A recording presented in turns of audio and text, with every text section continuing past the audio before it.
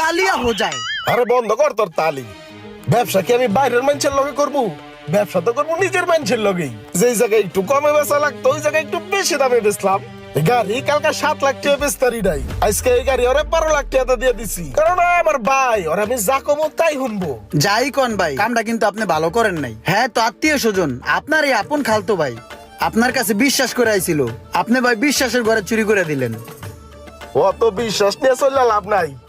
দাম তো গাড়ির 15-16 লাখ টাকা, কিন্তু আমার খালতো ভাইয়ের কাছ থেকে কিনছি তো বেশি টাকা নেয় নাই, মাত্র 12 লাখ টাকা নিছে।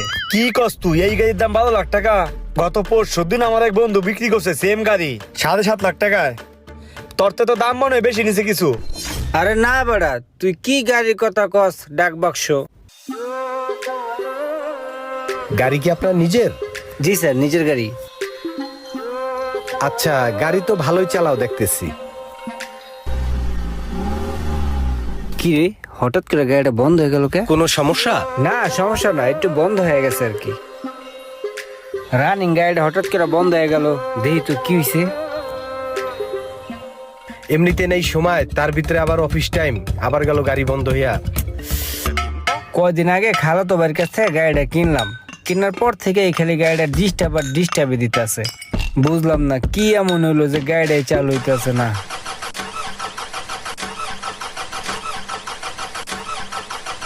কি কতক্ষণ ধরে গুডুর মুডুর করতে আসো? কোনো সমস্যা?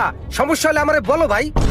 স্যার আসলে বুঝতেছি না কি হইলো, হঠাৎ করে গাড়িটা বন্ধ হয়ে গেল। আরে ভাই বুঝতেছো না, আমার ইম্পর্টেন্ট মিটিং আছে, আমার জন্য অফিসাররা বয়ে রইছে। এই কথাটা আপনি আগে বলবেন না? স্যার আপনার অফিস তো সামনেই, তাহলে একটু হাইটে যাবেন স্যার। যত সব ফালতু লোক, দেখ মেজাজটাই গরম হয়ে গেছে। স্যার আপনার ভাড়াটা? আবার ভাড়া চাও তুমি? ভাড়া তুমি একেবারে কান সার নিচ্ছে। আমার সময়ের মূল্য কত তুমি জানো? তুমি আমার কি পরিমাণ সময় নষ্ট করছো বুঝো? ফালতু জানি কোথাকারের, আবার ভাড়া চায়। তেল গেল, মোবিল গেল, সাথে ভাড়াটাও গেল, কি আর করার, এখন গাড়ি ঠেলো।